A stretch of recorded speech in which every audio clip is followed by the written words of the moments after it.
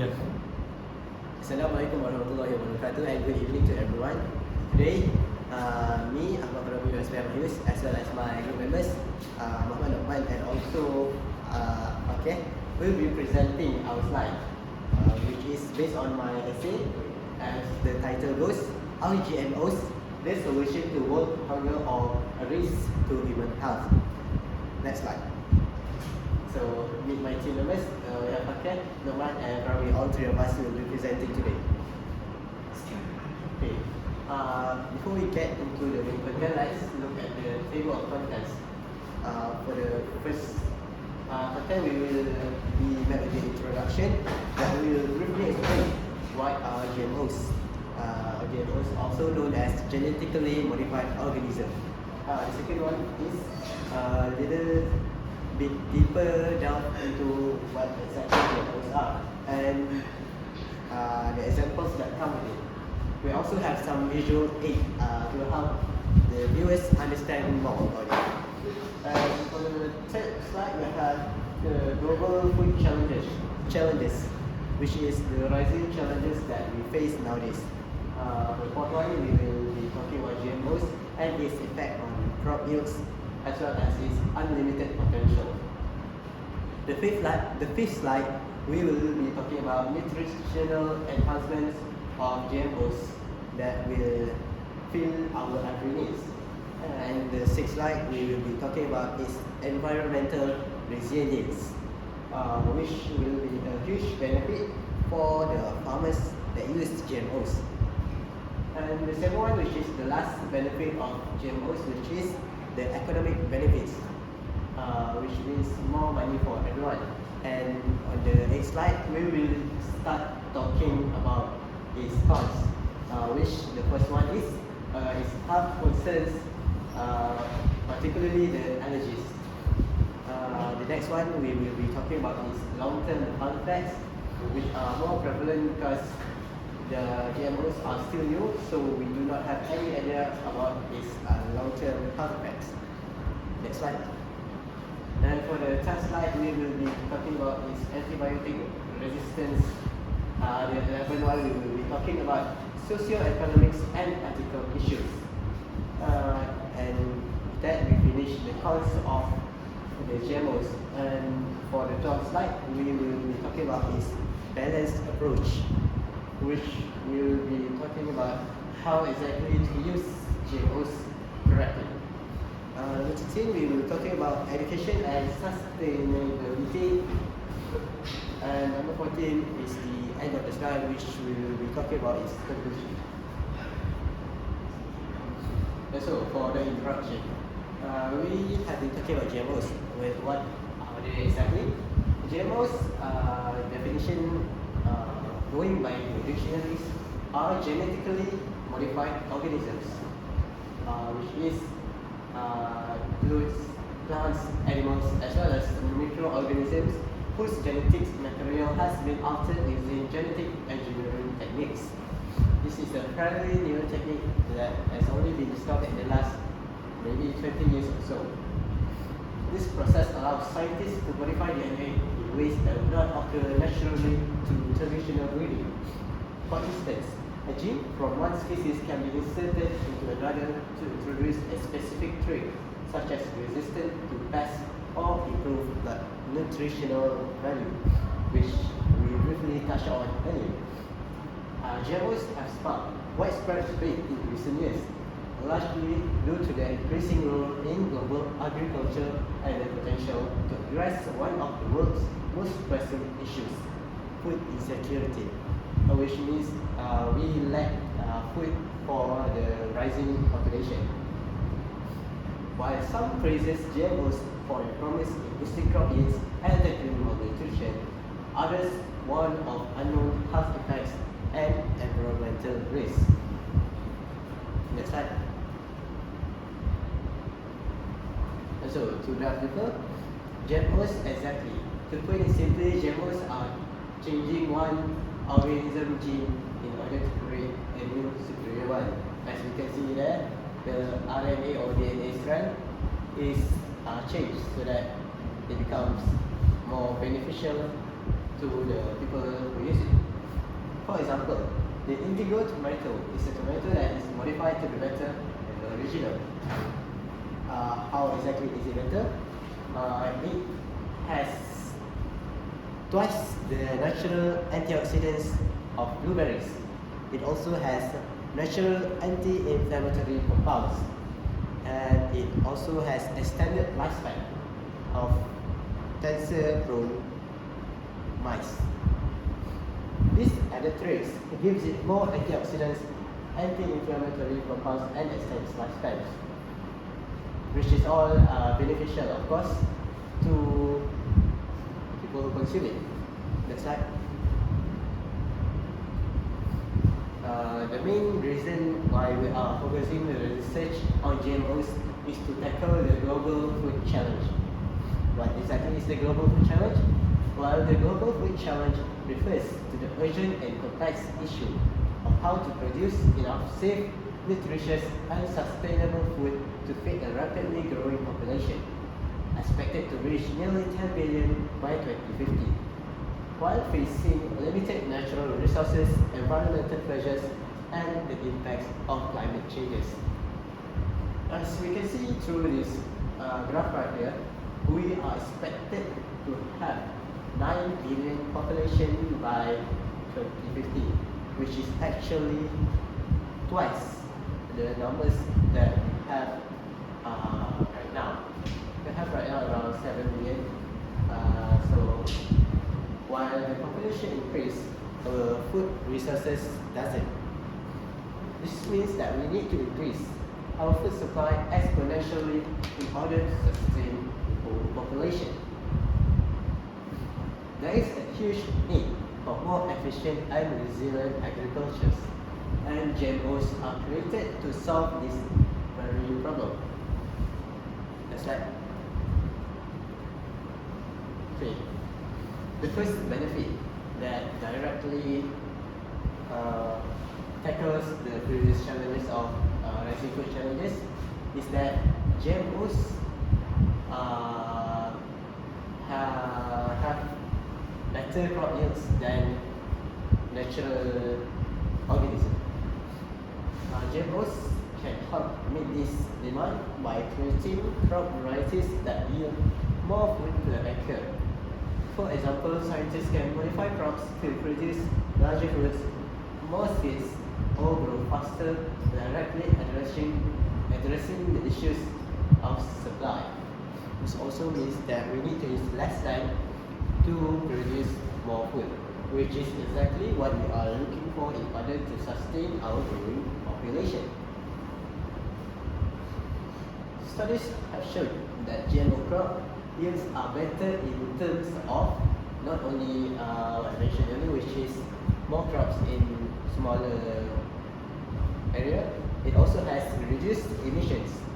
What it means is that GMO crops can lower GHG, which is short for greenhouse emissions, by enhancing yields, reducing the need for tillage, and decreasing fertilizer and pesticide use. Fertilizer, as we all know, very toxic as well as pesticide. Second one, GMO crop yields also has better carbon sequestration. These practices associated with GM crops, such as no-till farming, can increase soil carbon sequestration, further mitigating climate change. Or in other simpler terms, we can recycle the soil that we use with GMOs, which means that we do not need as lot as resources as we use natural ones. Lastly, in terms of crop yields, we also have a GMO from policy implication. The study suggests that integrating GM crops into climate change mitigation strategies could be beneficial, and advocate for policies that support the adoption everywhere in the world. Next slide. That's why we will have my team member Lukman to present.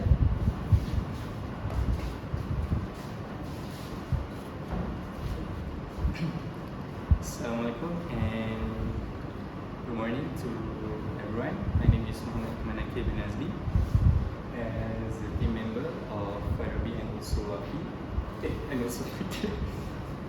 Pardon the mistake. So we continue on to the beneficial of GMO. First, nutritional enhancement. So what does it mean? As you can see on the slide, nutritional enhancement in GMOs, it allows scientists to add or increase essential nutrients in crops that are commonly consumed in undernourished population. For example, in Asia, we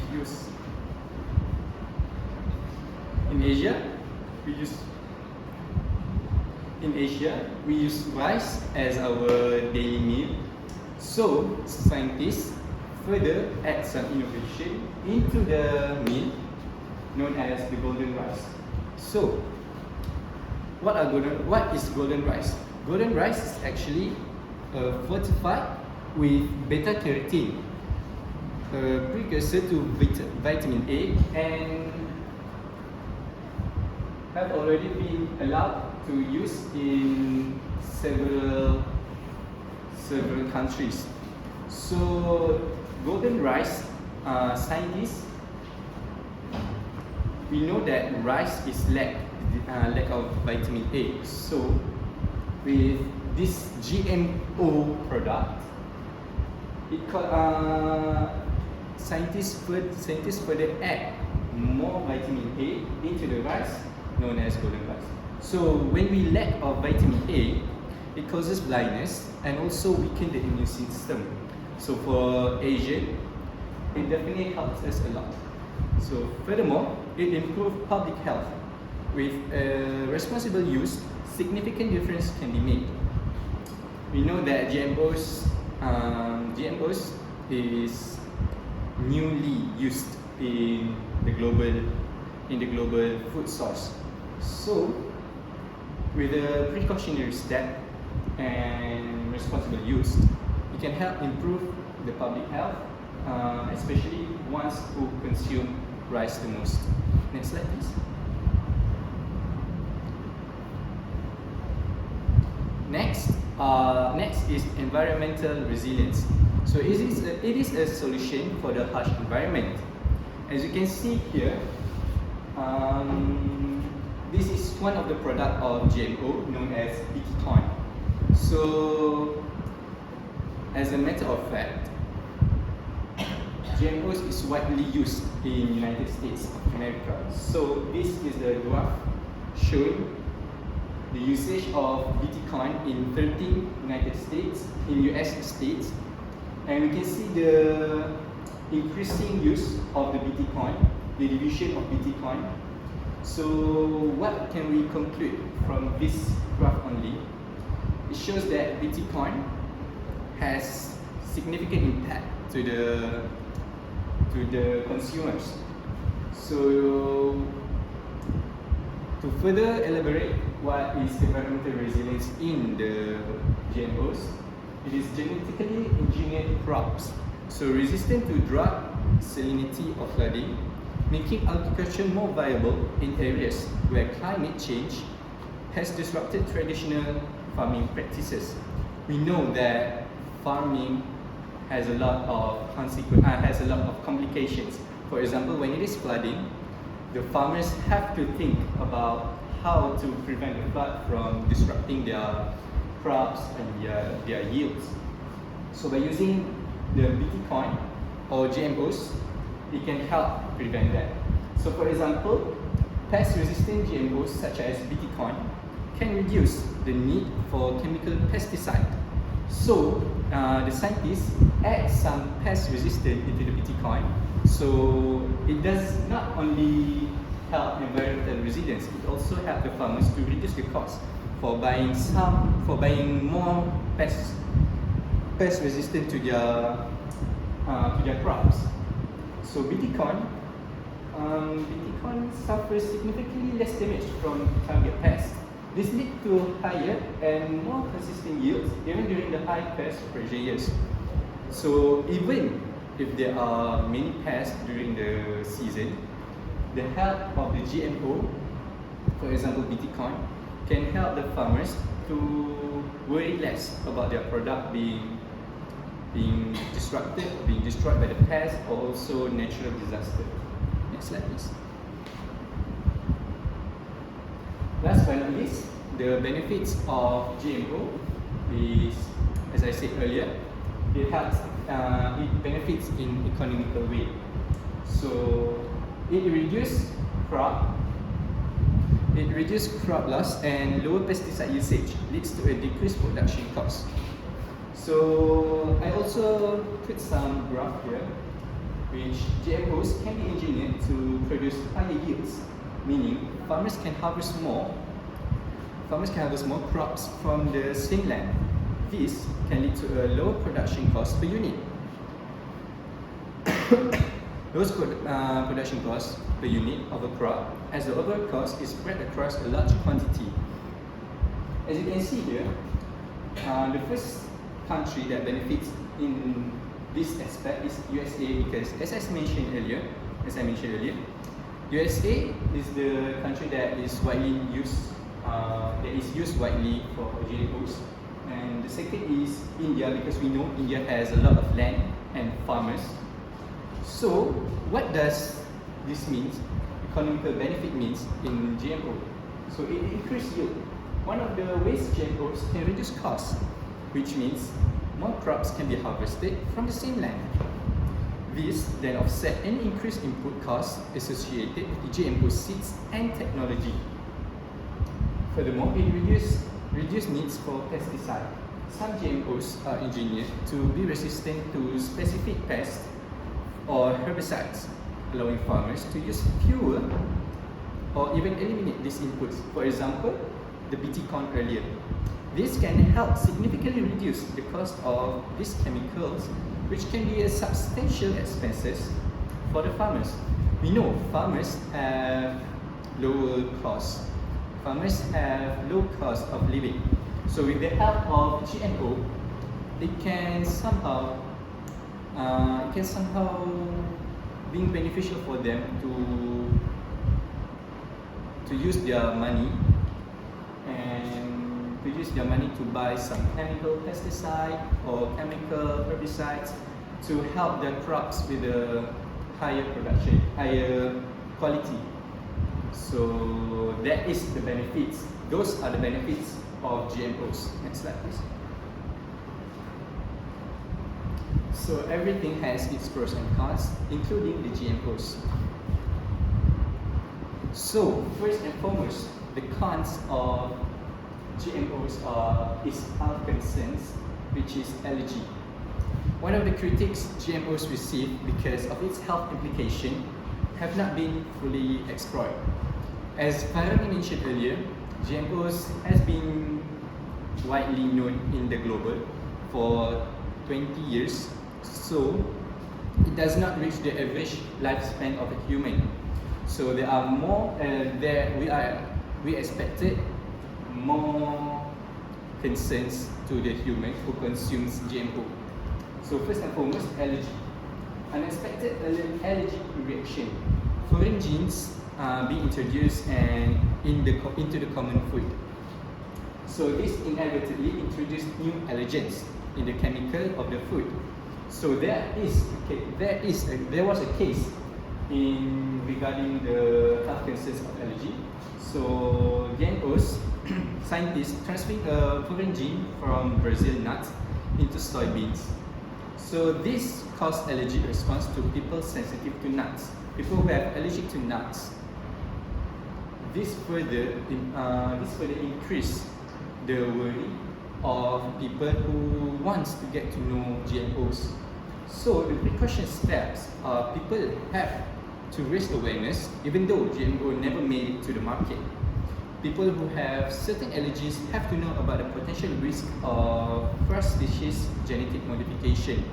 For example, I don't think that there are people who are allergic to the corn, but if there are people out there who are allergic to corn, I think they have to further study, further their knowledge about the BT corn earlier that I mentioned as one of the product of GMOs, because if they consume the BT corn without knowing they have an allergy to the corn, it can further risk the health of their lives. Next, please. Next is the long-term health effect. Next is the long-term health effect. This is another major concern. In the lack of long-term study on the safety of GMO consumption. So, since GMO has only been in widespread use for a few decades, it's difficult to know their effects over an entire human lifespan. For example, average human lifespan are between 40 to 50 years, but GMO have only been known to the global for almost 20 to 30 years. So this lack of long-term study further increase the worry of people, and also to the elderly who think that GMOs can help with their complication of healthy lifestyle. So next, history offer cautionary tales. Substances like lead and asbestos were once considered safe and widely used until years later. For example, lead is a metal used in piping or in water. So, as we know, farmers of course, they use water to plant their yields or their crops. So this lead can bring some chemical substances into their yields and further disrupting the quality of the crops. So last but not least, GMO might be safe now, but without long-term data, it is possible to say with certainty what the future consequences might be. For example, scientists also, they are human. So of course they make mistakes during the research, in the laboratory, or during the discussion. So with the lack of long-term studying in GMO industry, so we might not know the chemicals they added, the genes they added into the food. It might be dangerous for people who have health complications. For example, elderly or child who suffered allergy even after they were born. So next, I pass to my teammate. Okay.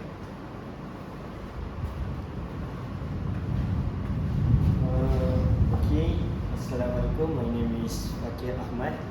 Today I'm gonna continue the presentation by present the antibiotic resistance. What is the antibiotic resistance? Antibiotic resistance has become a serious global health issue, driven in part by the spread of marker genes. Because of the GMOs, the marker genes actually cause serious global health issues. So, the global health issues driven in part by the spread of marker genes among gut bacteria. These genes can transfer resistance traits between different bacterial species, making infections harder to treat. As a result, there has been a sharp rise in antibiotic resistance infections, posing a major threat to public health. To combat this growing problem, researchers are urgently seeking safer and more effective alternative to traditional antibiotics. Because of the changing genes in the food, the antibody that we have in our body resist the antibiotic that we use to solve our health issues. So this is These 3 points is what I have to present about the antibiotic resistance. So for the first one is the marker genes and gut bacteria. Our gut has many bacteria. Some of them carry special genes that help them resist antibiotic. These genes can spread to other bacteria, even the ones that make us sick. So, the gut bacteria can be dangerous to our body because it can spread to other bacteria and combine with the other bacteria to make us sick and for even sicker until our body resists the antibiotic. So we move to next point is the rise of antibiotic resistant infections. Because of these genes, some infections no longer get better with antibiotics, such as I said in the first point with antibiotics. This makes people sicker for longer and harder to treat. Because of the gut bacteria and the GMOs and all of the combined genes in the food, it makes people sicker for longer. So it takes times and it takes more medication to treat some people that have fall sick because of the GMOs genetic transformation food. So we need for several alternatives. To fix this problem, scientists are looking for new ways to fight bacteria. They are trying things like good bacteria, special virus, and new medicine. We also need to use antibiotics only when needed only. So, based on what the points are saying, scientists have come in a solution, not a good solution, but a better solution to solve the problem of antibiotic resistance. So, because of our body resist the antibiotic, so we need to create new bacteria to fight the bacteria that make us sick, so that the bacteria cannot affect our body. So not only they create good bacteria, they also use special virus that has no harm in our body and also can help us resist the bacteria that make us sick. So next slide. Okay, we move to socio-economic and ethical issues. So on socio-economic and ethical issues, some big companies own special rights called patents to genetically modify seeds. This means farmers must buy new seeds from them every year, which can be expensive. Many people think this is unfair and worry that these companies have too much power. That is why some farmers and groups protest against this system. So after they change the genes in the seed, some of the companies take advantage on this farmer. So they sold the new seeds in more expensive price to the farmer, and the farmer actually made a protest against this system because they are only a small farmer, cannot afford to buy an expensive seed every year. So the first point for this context is patent control by biotech companies. So for the first point is big biotech companies own patents on genetically modified seed. This means they have legal control over who can use the seeds and how. They can also set high prices based on what I have told earlier. So the big biotech company that create the seed, they know what are the advantage and what are the disadvantages. Because they have the legal control.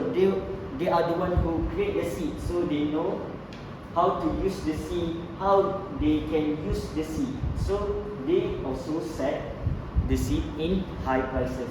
So we move to the next point is farmer dependence on annual seed purchase. Because of these patterns, many farmers are not allowed to save seeds for next season.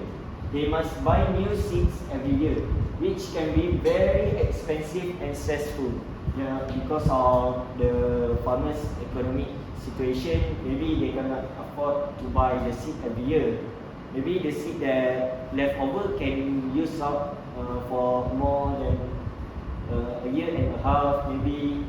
So the company set the rules so that the farmers only buy the seeds once a year, and they must buy a new one next year.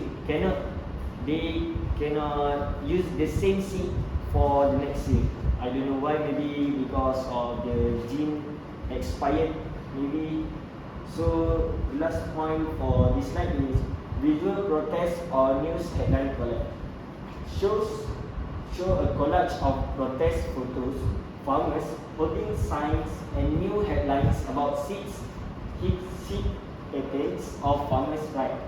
This helps show real life concern about the issue. So, because of the company rules, the farmer actually protest or the news headline collage make the issue bigger and bigger so that the society can know about this problem. So we continue the slides. Okay, so the next one is the balanced approach. So for the GMOs, not all good or bad, because the GMOs also have their advantage and also have their disadvantage. So from the point of not all good or bad, genetically modified organism or GMOs have both benefits and risks. They can help with food production and nutrition, but they also raise concerns because it is important to look at both sides fairly. So we cannot only look on the benefits and the advantage that they give us because of the genetically modified organism. We also need to look on the effect that they give to us so that we can be careful what to eat and what not to eat. So we continue with the next point, which is regulation, transparency and ethics. Strong rules and clear communication are needed. Governments and companies should be honest about how GMOs are made and tested. Ethical practices must be followed to protect people and the environment. So, because of the disadvantage, strong rules and clear communication should be crucial for people to follow. And government and company should play an important role by tell them the truth about how GMOs are made and how they are tested. Because some of the GMOs they have their own style of practices or their own style to use. So they must tell the truth about how they tested, how they use. It is to protect people and the environment. So the last point on this slide is consumer rights, e.g. labeling.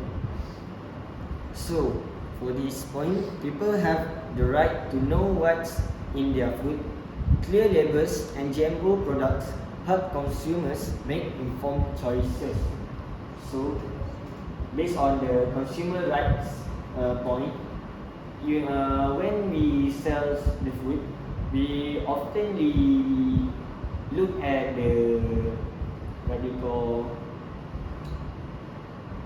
what they are made of. So in the food that we sell, we need to label that this is a GMO product. because some of people cannot consume the GMO products because of the genes that have been combined with any other food. So other people may have allergies with GMO products. So it needs clear labels so that people won't buy it after they read it because of they have the allergies. So we will continue with the next slide. Is the education and sustainability. So based on education and sustainability, education help people understand how to take care of the environment while producing enough food. By teaching people about GMOs and sustainable farming methods, we can make better choices for the future. This way, we can grow food in a way that is good for both the planet, and for the future generation. So, for the first point is fighting misinformation with fact. So, with the GMOs product, they have many misinformation that have been rumored about in the news and in the social media. So we need to fight the misinformation with the fact that is the truth about the GMOs product. There is a lot of confusion about GMOs. Like I said, to combat this, it's important to share clear scientific facts. Educating the public helps them make informed decisions. So the second point is the role of schools, media, health professionals. Schools, media, and health experts all have an important role in educating people about GMOs. They can spread reliable information and correct myths, helping people understand the science and behind the GMOs. Because the schools, they involve with children, the media, they involve with society and health professionals. It can convince people that these two are stating the fact about GMOs. So the last point for this slide is combining GMOs with organic crop rotation. GMOs don't have to be used alone. They can be combined with sustainable farming practices like organic farming and crop rotation to improve long-term food security and environmental health. So, as we know, GMOs is combined genes. So to make it more healthier and more safer, we can combine the organic crop rotation with the GMOs to make the seeds or the product more safer for people and for the environment. So we continue with the last slide, which is the conclusion. For the first point of the conclusion is the key benefits and concern. GMOs can help grow more food and fight hunger, but they also raise concerns about health, the environment, and farmers' rights. So these are the points that have been stated in the previous slide. So based on these points, GMOs actually can solve hunger issue and the issue about the food getting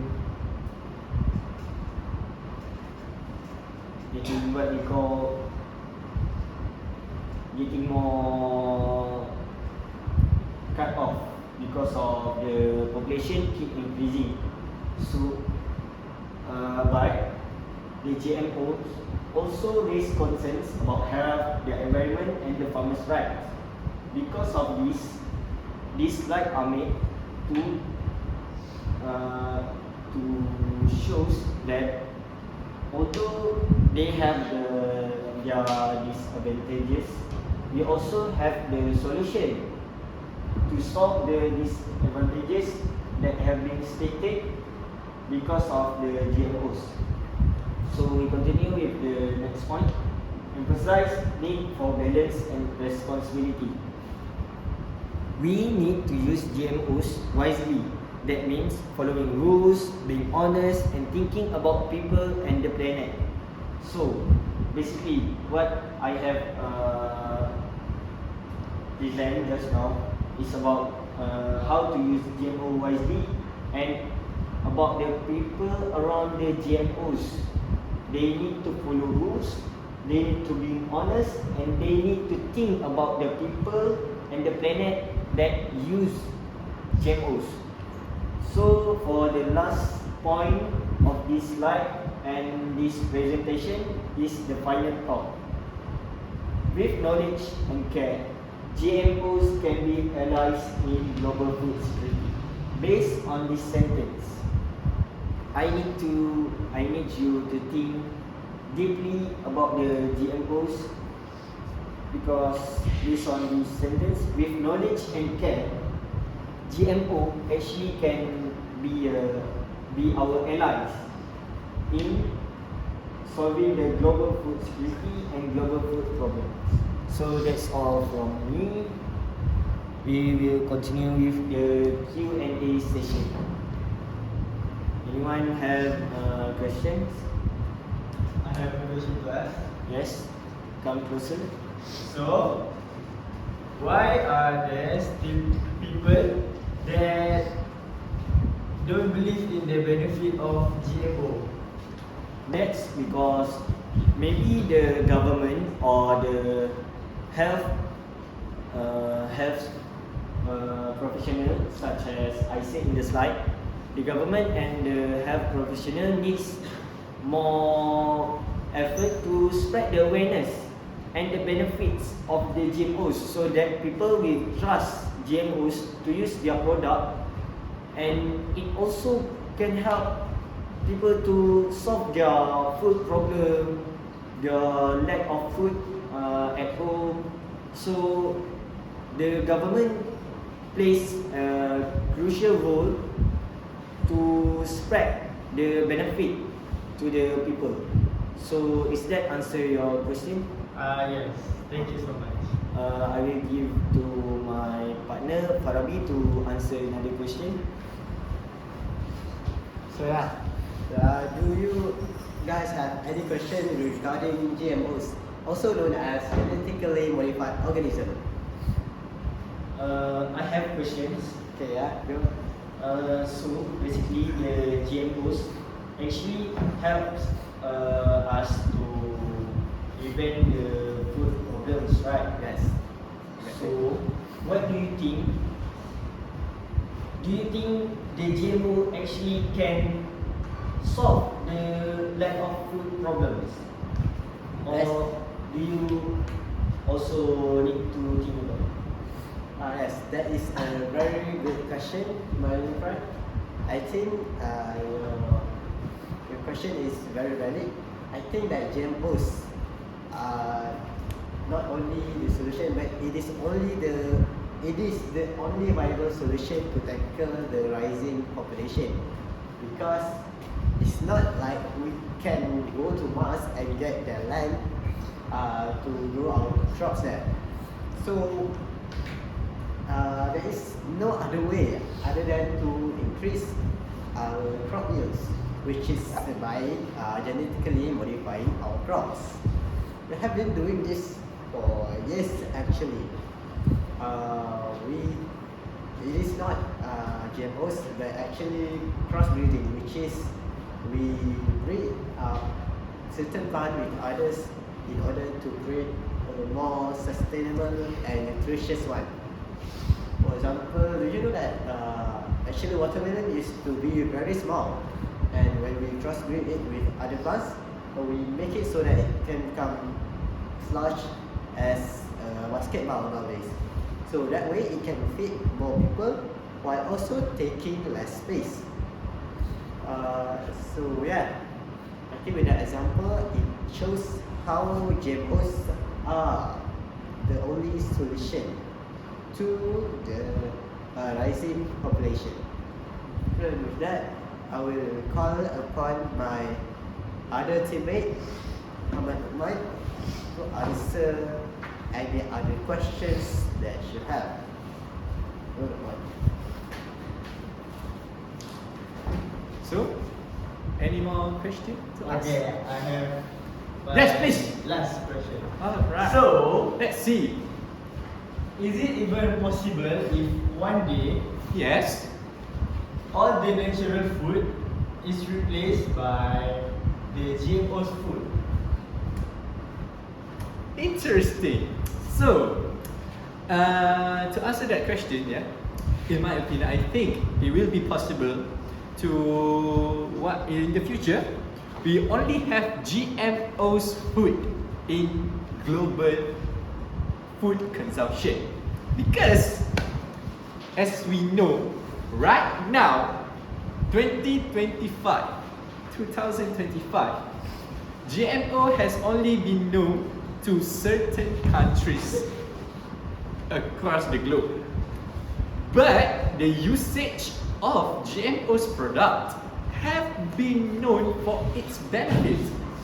Its benefits overcome the consequences. So I think in the future, even the elderly, young adults, you name it, category of any person will consume GMO's product. So I think that should be it for our presentation. So thank you for listening, and thanks for the question asked from the audience. So we will wrap up with Assalamualaikum warahmatullahi wabarakatuh, and thank you.